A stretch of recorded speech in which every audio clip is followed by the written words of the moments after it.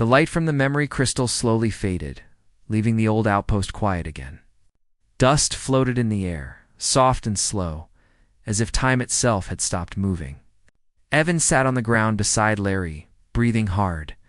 His body ached from the force of the Varathic attack, but he ignored the pain. What mattered was that Larry was alive, and her people's memories were now protected. Larry leaned against the pillar, her chest rising and falling quickly. The crystal glowed gently in her hands, no longer shining with the powerful energy it had moments ago. She looked exhausted but peaceful, like a long burden had finally lifted from her heart. Evan wiped sweat from his forehead. "Is it done? Is your history safe?" Larry nodded slowly, her eyes glistening with quiet emotion. "The memory is now everywhere. It cannot be erased. Not by them. Not by anyone." Evan let out a long breath. Relief washed over him like warm water. For the first time since he found her crying in the forest, he felt like the danger was truly fading, but the forest outside was still silent. Too silent, Evan pushed himself up and walked to the entrance of the outpost. He peered out carefully. The Varathic had retreated into the shadows of the trees, leaving only deep footprints and broken branches behind. The air felt heavy, but no longer threatening. He turned back to Larry. "We're safe for now, but they might return." She hugged the crystal close. "Not for the memory. They lost what they wanted." Her voice softened. "But they may still want me." Those words struck Evan unexpectedly hard. He didn't want to imagine the hunters ever reaching her again. He returned to her side and offered his hand. She hesitated, then placed her small, glowing fingers in his palm. He helped her stand carefully, supporting her weight gently as she tested her injured ankle. "We need to leave," he said. "This place won't hold forever." Larry nodded but didn't move yet. Instead, she looked up at him with eyes filled with a new kind of emotion. Something deeper than fear or hope. Something personal. "You protected me," she whispered softly. "Humans always protect." Evan almost laughed, not because it was funny, but because it felt strange to hear her talk about humans like they were legends. "We're not special," he said quietly. "We're just people trying our best." Larry shook her head lightly. "To us, you are special." Evan didn't know how to respond. Instead, he helped her walk toward the back of the outpost where the roof was less damaged. A narrow tunnel led outside into a safer part of the forest. This would help them avoid the main path where the Varathic had been searching. Larry walked slowly, relying on Evan's strength. Every few steps, she looked at him, studying his face, as if trying to memorize every detail. The translator blinked softly before delivering her. Quiet words. "I felt lost for many years, but when I saw you, it felt like..." The sky opened. Evan didn't know what that meant exactly, but the way she looked at him made his heart feel warm in a strange, unfamiliar way. They exited through the tunnel, stepping into a hidden clearing. The trees here were shorter, and the ground was covered in a soft carpet of blue moss that glowed faintly under their feet. A gentle breeze passed through, carrying the scent of fresh leaves. Larry breathed deeply, her shoulders relaxing. This place. Safe for a moment. Evan helped her sit on a moss-covered rock. She looked around the clearing with a soft smile. For the first time since he met her, she looked truly calm. He sat beside her. "What happens now, Larry? Where do your people live? Where should I take you?" Larry looked at the sky where beams of sunlight filtered through the leaves. She spoke slowly, choosing her words carefully. The translator softened her voice even more. "We are scattered, hiding. Each small group has someone who protects memory. Someone like me. We live quietly. Far from danger." Evan nodded. "So you know where to go?" Larry lowered her eyes. "I know the direction, but I cannot walk that far alone." She touched her injured ankle lightly. "And the hunters may still search." Evan leaned forward, resting his elbows on his knees. "Then I'll take you. As far as you need." Larry's eyes widened a little. "You would do that?" "Of course," Evan said simply. "I'm not leaving you here." Her breath caught and she looked down at the glowing moss. When you appeared, I cried, she whispered. Not because I feared you, because my heart thought, the promise returned. Evan frowned gently. Tell me about this promise. Larry turned toward him, her silver eyes shining with emotion. Long ago, a human commander helped my people when they were almost destroyed. He told us, if you ever face darkness again, humanity will return. We do not abandon our friends. Those words became a legend. She paused, her voice trembling. But many believed the promise was only a story. A hope to keep us from falling into despair. Evan listened quietly. When I saw you, Larry continued, tears gathering in her eyes again, I felt the same presence my ancestors described. A human who arrives when all seems lost. A human who does not turn away. She touched her chest gently. I cried because I thought the promise was real. Because I thought you came for us. Evan swallowed hard. He never imagined he would be the center of such a story. He had not come for glory or destiny. He came to collect plant samples. Yet here he was, sitting beside a woman who believed he was the answer to an ancient hope. He placed a hand gently over hers. Larry, I didn't know about any promise, but I'm here now, and I'll help you get back to your people. Larry looked into his eyes, and a soft smile spread across her face. Gentle, thankful, and full of deep, quiet emotion. They rested in the clearing for a while. Evan shared some dried fruits from his pack, and Larry tasted them curiously, her expression brightening at the sweet flavor. The peaceful moment felt almost unreal after the fear and chaos of the outpost. After some time, Evan stood and offered his hand again. Ready to go home? Larry nodded, placing her fingers in his palm with a trust so complete that it made his chest tighten. Together, they moved through the forest slowly. Evan supported her weight, guiding her over roots and stones. She leaned on him, sometimes whispering small stories about her people's stories of glowing gardens, sky cities that once existed, and songs sung to the stars. Evan listened to every word. Hours passed. The sun began to set, casting golden light across the valley. They eventually reached a tall hill covered in shimmering grass. Larry stopped and pointed ahead. My people. Beyond that ridge, Evan looked in the direction she indicated. The distance was long, but manageable. Before they continued, Larry stood a little straighter and turned to him. She held the memory crystal in both hands. It glowed softly, like a tiny heart made of light. This belongs with my people, she said softly, but I want to give you something too. She gently reached into her pouch and pulled out a smaller crystal no bigger than a pebble, glowing with a soft golden color. She placed it in his hand. Evan looked down at it. What is this? Larry smiled gently. A piece of our memory. A piece of our story. So you will always remember what you saved. Evan felt a warmth spread through him. He closed his fingers around the crystal carefully. Thank you, Larry. She stepped a little closer, her voice soft. You came like the promise said, and you saved us like the promise said. You may not believe it, but to us, you are the human who returned. Evan looked at her, touched deeply. I didn't return, he said quietly. I arrived by accident, but I'm glad I did. Larry smiled again, her eyes shining in the fading sunlight. Accidents sometimes carry destiny. They continued walking until they reached the edge of the ridge. Below, a small group of Larry's people emerged from the trees. Their glowing eyes widening when they saw her. They ran toward her, calling her name softly. They hesitated when they saw Evan, but Larry held up the memory crystal and spoke to them with strong, steady words. The translator caught only fragments. He saved. He protected. He honored the promise. Her people bowed their heads gently toward Evan, showing respect and gratitude. Larry turned back to him one last time. Her eyes were warm, hopeful, and full of quiet emotion. You changed our future, she whispered. Evan smiled softly.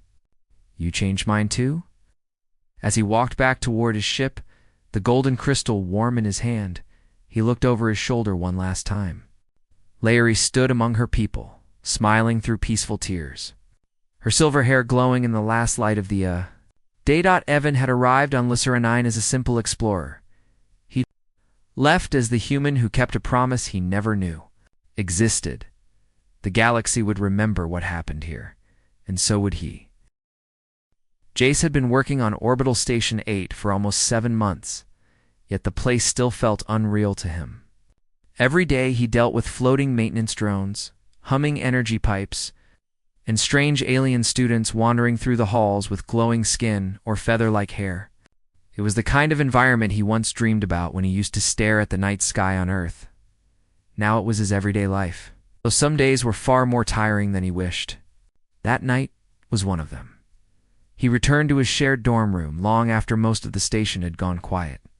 His roommate, Riva, had already dimmed her side of the room for her rest phase. She came from a species called the Virelians, crystal-skinned beings whose soft internal glow changed color depending on their emotions. Her glow was usually a calm bluish white when she was relaxed. Tonight it seemed dim, suggesting she had overworked her mind again with her research studies. Jace tried not to disturb her.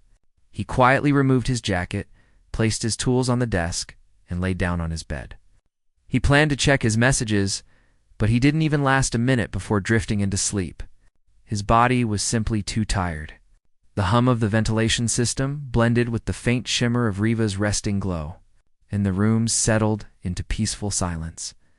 He had no idea that this quiet night would soon turn into the most confusing and surprising moment of his stay on the station. Hours later, something strange pulled him out of sleep. At first, he didn't understand what woke him. The room still hummed softly, the lights still dim. Nothing looked out of place.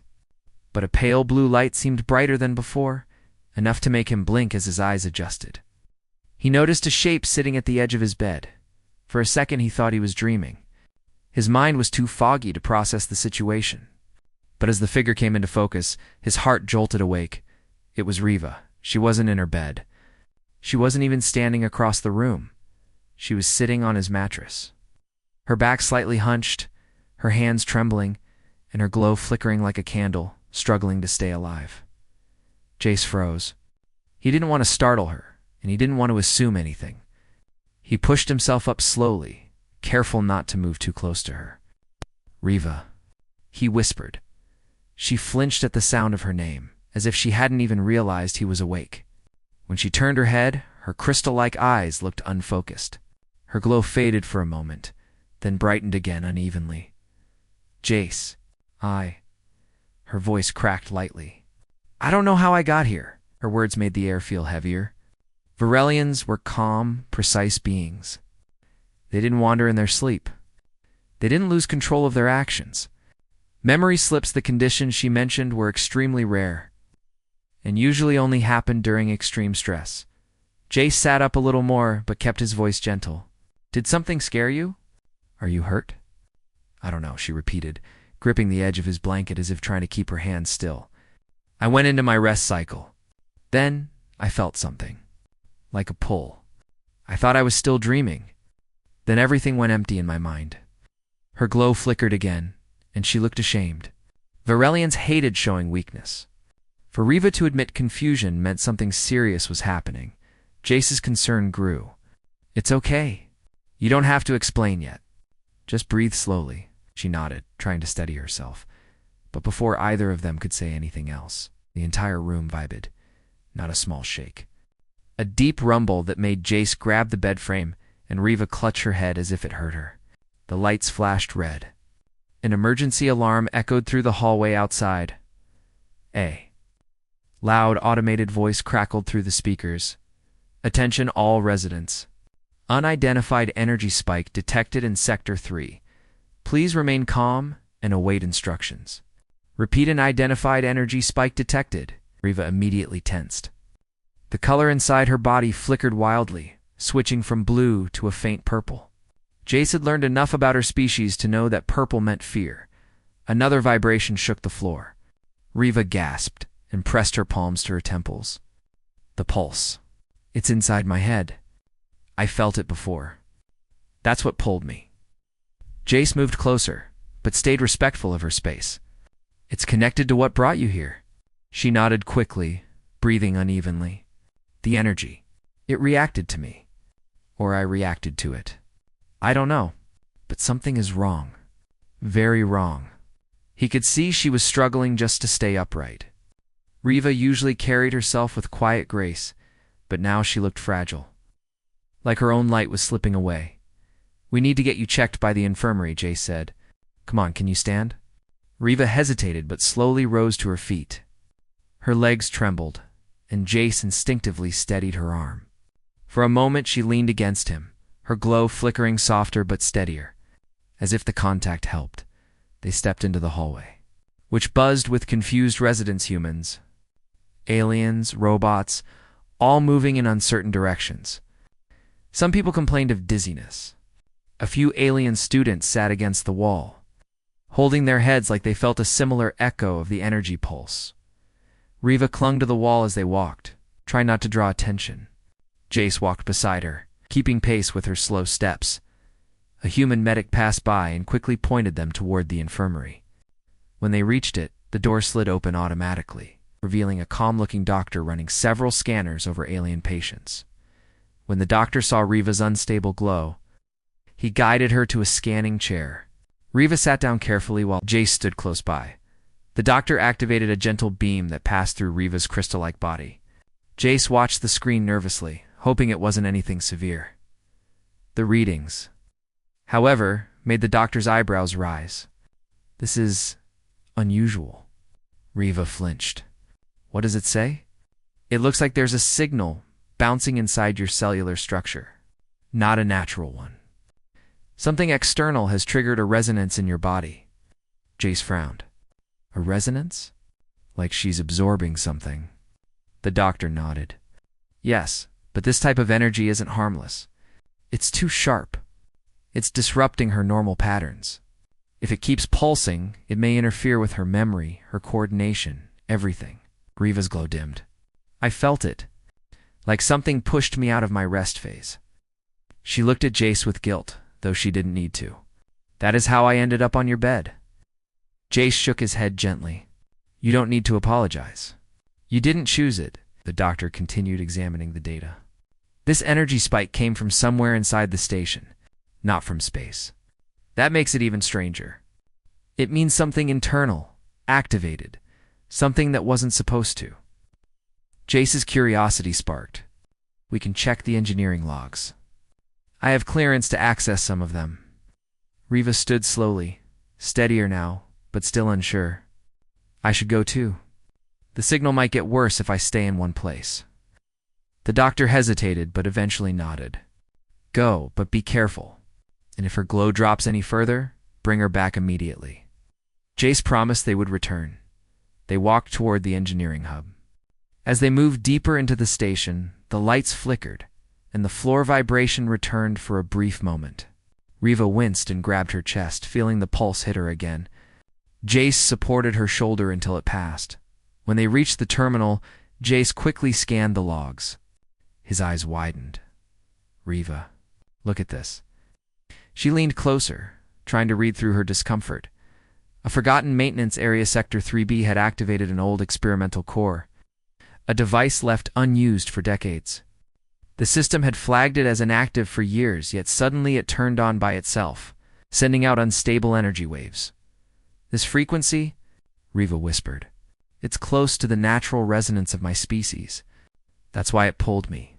It reacted to me, and I reacted to it." Jace felt a cold weight settle in his stomach. "So the pulse forced you across the room. Straight to my bed?" Riva looked embarrassed but nodded. Varelians instinctively anchor themselves to the nearest safe presence when forced by external energy. "My mind chose you." Jace had no idea what to say.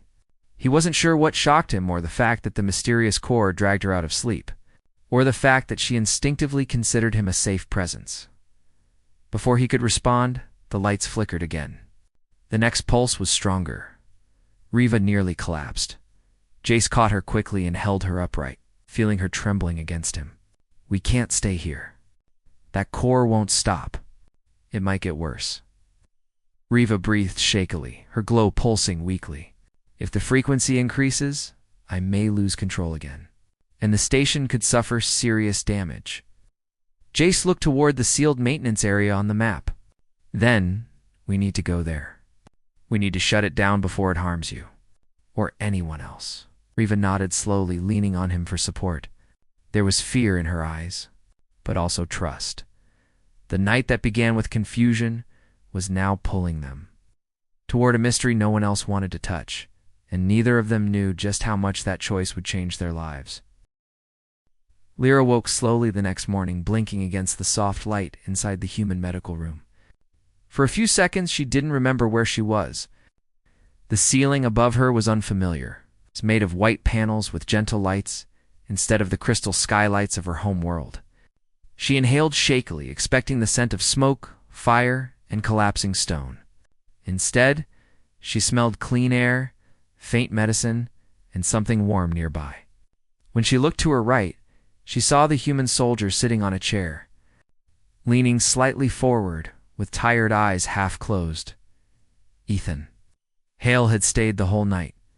When Lyra realized he was still there, her tense body relaxed instantly. Her breath, which had been thin and uneven, settled into a softer, calmer rhythm. Humans didn't understand Valerian instincts, but to her, the presence of the one who saved her life meant safety. She watched him quietly for a long moment, surprised by how peaceful he looked even in exhaustion. His armor was removed now, leaving him in a simple dark uniform. His hands were clasped loosely in his lap, and his head rested lightly against the wall behind him. He looked like someone who had carried too many responsibilities for too long. Ethan heard her stir and opened his eyes. "Hey," he said softly, his voice rough from lack of sleep. "You're awake." Lyra tried to speak, but only a small sound came out. Her throat still felt raw. Ethan quickly poured a little water into a cup and helped her sit up slightly. She sipped slowly, her hands trembling. When she finished, she lowered her gaze shyly, almost embarrassed by how weak she still felt. "You're doing better," Ethan said. "Much better than yesterday." She didn't understand every word, but she understood the tone. He spoke gently, reassuringly, as though he wanted her to know she wasn't a burden. Lyra touched her own chest, then pointed to him, repeating the small gesture she had made the night before. Ethan looked confused for a moment. She repeated it again, slower this time. "You're thanking me?" he guessed. Lyra shook her head lightly, her silver hair brushing her shoulders. She tapped her chest again, then pointed at him. Ethan frowned in thought, trying to understand. The doctor, who had been watching from across the room, stepped over. "It's a Valerian bond gesture," the doctor explained. "It means she recognizes you as the one who gave her life again." Ethan looked surprised. "Is that some kind of medical thing?" "It's emotional," the doctor said. "Cultural. Very old tradition. It doesn't mean anything harmful, don't worry, but it means she trusts you deeply." Lyra listened to their conversation without understanding every detail, but she could tell Ethan still didn't fully realize what her gesture meant. She hoped he wouldn't be uncomfortable. All she wanted was for him to stay near. His presence brought warmth she couldn't describe. As the days passed, Lyra slowly grew stronger. She learned to sit up on her own, then to stand with support. Ethan visited her every morning and every evening, sometimes more often when he wasn't called away for duties.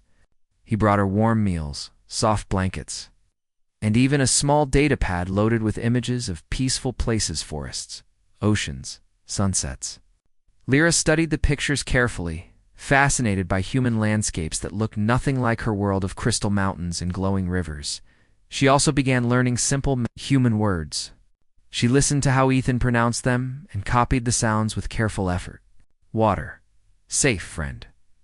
Thank you." Ethan encouraged her gently, smiling whenever she managed a new word correctly. Seeing her progress made him strangely proud, as though her healing was something he was personally responsible for. Lyra, on the other hand, cherished every moment he spent teaching her. She noticed he never treated her like a burden. When she struggled with speech, he didn't laugh. When she hesitated to take a step, he steadied her patiently. When she grew tired, he let her rest without pushing. These small kindnesses built a sense of comfort. she had never expected to find among humans, especially after the war that had nearly taken her life. One afternoon, when she was strong enough to walk short distances, Ethan guided her through the medical wing. Soldiers passing by slowed their steps when they saw her. Some looked curious, some uneasy, but no one approached. Lyra stayed close to Ethan's side, not out of fear, but because she felt steady near him. "Don't worry about them," Ethan told her. "They're just surprised to see you walking already." Lyra tilted her head slightly. She had learned the word surprised, but she didn't understand the reason. Ethan hesitated before explaining. "Humans and Valyrians haven't had much trust between them," he said. "A lot of people don't know what to think yet." Lyra processed his words slowly, then nodded. Her own people had been told that humans were aggressive and unpredictable, yet Ethan was neither of those things. She wondered if humans misunderstood Valyrians in the same way. Later that evening, a group of soldiers quietly discussed Ethan and the alien girl in a corner of the base. They didn't speak loudly, but Lyra's sensitive hearing caught fragments. "She follows him everywhere. She's attached to him. It's obvious. Do you think it's some kind of imprinting? Like an instinct or something?" Ethan noticed Lyra's slow frown and gestured for her to ignore them. "They're just talking." "Don't worry," he said softly, but Lyra wasn't hurt by their words. She simply didn't understand why her closeness to Ethan seemed unusual to them in her culture. The person who saved your life held an important place in your destiny. Staying near them was natural, not strange. She wished she could explain, but her vocabulary was too small. As her strength returned, so did her memories. One night, she awoke from a dream, breathing fast. She remembered the collapse of the building she had been trapped under, the deafening roar, the blinding dust, the desperate shouts of her people before everything went silent. She remembered crawling toward the exit, only for the floor to crumble beneath her. She remembered thinking she would never see her home again. Ethan, who had been resting in the chair, woke instantly when he saw her trembling. "Lyra, hey, it's okay. You're safe." She looked at him with frightened eyes, her chest rising and falling too quickly. Tears gathered at the corners of her eyes, reflecting the room's dim lights. She reached out blindly, her hands shaking. Ethan moved closer and held her hands gently. The steady pressure of his warm palms grounded her, calming her breath. "It's all right," he murmured. "You're not there anymore. You're here. You're safe." Lyra leaned slightly forward, resting her forehead against the back of his hand. It was a gesture of deep trust among her people, one she had never given anyone before. Ethan didn't know the meaning, but he understood the emotion. He stayed with her until she fell back asleep, her breathing soft and steady again. In the following days, Lyra began to speak more. She practiced forming sentences, sometimes mixing human words with Valyrian phrases. Ethan didn't mind when she struggled. He listened to every attempt, helping her find the right words. One afternoon, she pointed to him and said slowly, "You, safe, you make me live." Her accent was soft, her pronunciation simple but clear. Ethan felt a warm heaviness in his chest. "You're alive because you fought to survive," he said. But she shook her head firmly. She touched the center of her chest, then touched Ethan's chest in return. It was the same gesture from the first night, but now clearer, stronger, meaningful. Ethan looked into her eyes and saw no fear. She wasn't thanking him. She wasn't asking for help. She was showing him that she felt connected to him in a way she didn't know how to explain. The bond wasn't one-sided. Ethan had started caring for her more than he expected. She wasn't just someone he rescued. She had become someone important, someone he looked for when he entered a room, someone whose steps he counted to make sure she was steady, someone he worried about when she looked tired. One morning, as they walked slowly through the quiet courtyard of the base, Lyra stopped and looked up at him with a thoughtful expression. She touched her chest lightly and said, "My life. With you?" Ethan stared at her, unsure he understood. "Lyra, you don't have to say that. You free now? You can choose where to go." She shook her head slowly. "Choose. You?" she said, her voice soft but full of certainty. Ethan felt the air catch in his throat. He knew she didn't fully understand human customs. and he didn't fully understand Valerian ones. But she wasn't confused. Her eyes held a kind of clarity that made his chest tighten. Before he could answer, the sound of boots echoed across the courtyard. A messenger approached. "Corporal Hale," the soldier said stiffly. "Command wants you." "It's about the alien girl." Lyra tensed instantly and moved closer to Ethan, her hand gripping his sleeve. "It's okay," Ethan told her quietly. "I'm not leaving you," but the messenger added, "and they want her to. A Valerian delegation is coming. They say she must return to her people." Lyra's fingers tightened around Ethan's arm. Fear spread across her face, and her breathing grew fast again. Ethan placed a calming hand over hers.